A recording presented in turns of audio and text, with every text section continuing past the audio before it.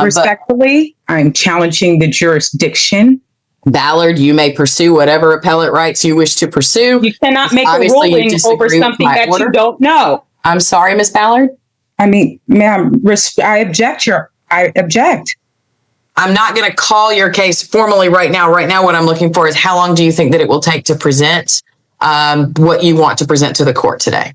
To my understanding, has the court reviewed the affidavits that has been submitted? Yes, ma'am, I have. Okay. So what can I expect as far as procedure? How will this hearing go? Well, so typically what will happen, sometimes people choose to do that. Some people don't choose to do that. But the idea is that if you wanted to explain to me what your position is in some shorter or different way from how you put it in the filings that you made, and then I would call on Miss Akpati on behalf of her client to make a response. And then typically, because you're the movement, I would let you have the last word. And then sometimes I rule during the hearing. Sometimes I take it under advisement. It just depends on the circumstances. But if you wanted to make a presentation to outline verbally for me what you believe are the important issues, how long would that take? I'm not sure. To my understanding, with this hearing, I was under the understanding that the affidavits that have been presented are fully understood, and that based on what I have submitted, that there would be a proper decision and ruling. Okay. So I'm interpreting that, Ms. Ballard, as you wanting to rest on the materials that you've sent, and that's perfectly fine. Ms. Akpati, what presentation, if any, did you intend to make? I'm just trying to get a time idea of how long this might take. 5 minutes, y'all. Okay. From my position, I filed an affidavit of priority interest in the property. I don't understand how we can be at this point when I'm not a tenant and there's no contract for being a tenant. The other party, the opposing party, says that they have interest in the property, saying that they have a sheriff's deed, which is what it's a color of title. It's not the title. There's no position of equity with that sheriff's deed. So to my understanding, with there not being a contract, and I'm challenging the jurisdiction of this other entity, I'm requesting that this motion under the titles, under the Rule 60B, this is thrown out. It just, we don't have a contract. There's nothing to really argue here. So, it's clearly displayed and stated in the affidavits that I submitted. And bottom line, we don't have a contract. The other entity does not own this property. I have priority interest and equity in this property.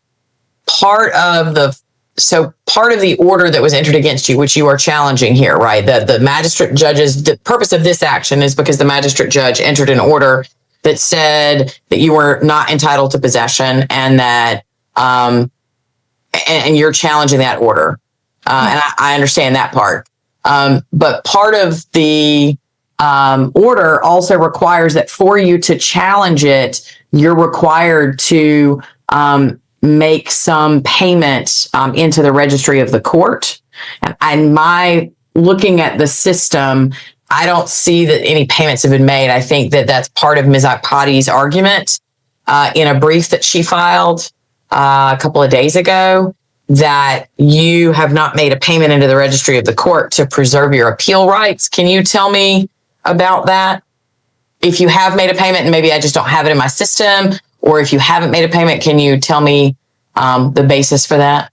I have. They did not ask for rent. They didn't put in an affidavit to ask for rent. So, and there's no contract. But I have paid into the court of registry. The paperwork is there. Can you tell me how much you paid into the court registry? all of it. It's on a continuous basis until this matter is resolved.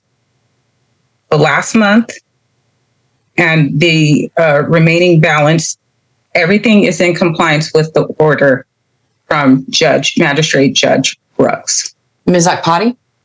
Your Honor, just to get straight to the point, no payment has been made. I did call the court this morning, and there has been no payment made. So if Miss Ballard is saying that she has made the payment, could she provide to the court some form of evidence showing that she's made the payment? Because again, as of 15 minutes ago, no payment has been made.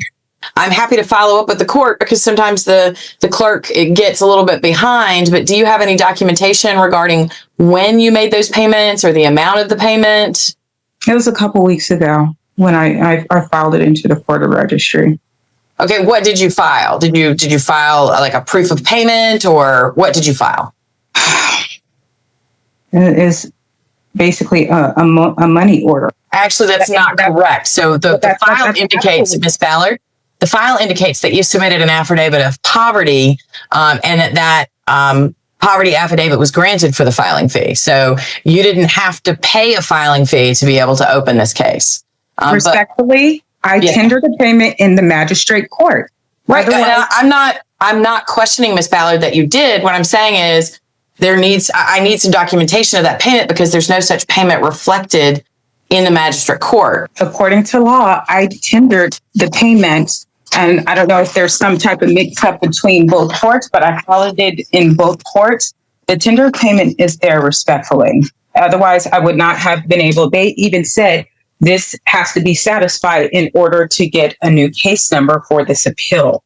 Ms. Ballard, I understand that. All I'm asking is, can you tell me what was the amount? When was the payment? Where did you get the money order from? That's the type of information that I would then be able to go to the clerk and confirm that information and locate. Okay. Give me just a second. My review of the notice that you filed. So first of all, I've spoken with the clerk of court, and they have no record of any payment. They have looked everywhere they can think of, including associated with your name, associated with this case, associated with the Superior Court case, and they can find no record of payment. But more importantly, Ms. Ballard, my review of your filing seems to indicate that you are rejecting the acknowledgement that there is that money would be any like it doesn't appear that you actually submitted legal tender of any sort to pay or satisfy this. You instead submitted some sort of signed, some sort of authorized representative document, but no money order, no check, which I don't think they take, no cash, no certified check, anything like that. Is that an accurate statement? Am I correctly understanding what you filed, Ms. Ballard? I filed a tender payment, and it didn't. The law says that I can tender a payment. It never stated how to pay it. So, I did. I fulfilled the contract based on the order. I'm sorry, are you saying it wasn't specific in amount or it wasn't specific in method? In method, yes. Okay. I disagree. This is a standard order, and the vast majority of everyone I've ever dealt with that deals with these orders understands that when it says tenant must, in capital letters, make the following payments into the court registry by the time specified, everyone understands. And in the absence of those things being paid, then the court wouldn't have any choice but to dismiss the appeal. And so I gave you a bill of exchange, which is the same thing. I'm sorry, ma'am? I gave you a bill of exchange, which is the same thing. No, ma'am, it's not. A bill of exchange is not recognized as legal tender in the United States, and therefore it would not satisfy the requirement that tenant must make the following payment into the court registry. Will you be so kind to confirm under what law? For that reason, I am dismissing case number. Ma'am, I object. I mean, it's there. Under what law does it say that it is not a legal payment, a legal tender? So, in all honesty, I don't know the answer. I could do some research and find the answer. But Miss Ballard, it's your obligation as the movant to provide the information that the court requires in order to understand your case, to accept your case. And you have not provided me, more importantly, with any documentation or a legal citation that would provide me with some sort of basis to accept your providing me with this note of exchange as legal tender. As I said, my understanding of the law is that a note of exchange is not legal tender recognized in the United States, and therefore it does not constitute a payment. You have not provided me an answer, but under what law? Yes, ma'am, I did. The answer I gave you was that it was your obligation. Mr. Freehold, please ma'am, I need to finish what I have to say. Mr. Freehold, please mute Miss Ballard if she's going to continue to speak over me. Thank you. Miss Ballard, you've been muted because you continue to speak over me, which is disrespectful to the court. I'm not trying to be respectful. You're interrupting me and not properly. You are continuing to speak, and Miss Ballard, stop. I understand that you do not like the outcome. I understand that you believe that that legal tender or notice of exchange that you gave me should count, but it does not. The answer to this question is that the order that was entered says that tenant must make the following payments into the court registry, and there were no payments made into the court registry, and the filing that you submitted does not constitute a payment of legal tender into the court registry and does not constitute compliance with the order that you make a payment into the court registry. And therefore, the case is going to be dismissed. Case number 2023 CB 390111 will be dismissed for lack of payment. Anything else that the parties need? Ms. Ballard, you may pursue whatever appellate rights you wish to pursue. You cannot make a ruling over something that you don't know. I'm sorry, Ms. Ballard. You cannot make a ruling over something you can't know. You saying you don't know is an unacceptable response. Respectfully. Ms. Ballard, as I said, my answer was, if you would like to direct me to case law. This courtroom clash is a reminder that confidence alone cannot replace evidence. If you are challenging a court order, you must be prepared to prove your position with the required documentation and legally recognized payment. The lesson is simple.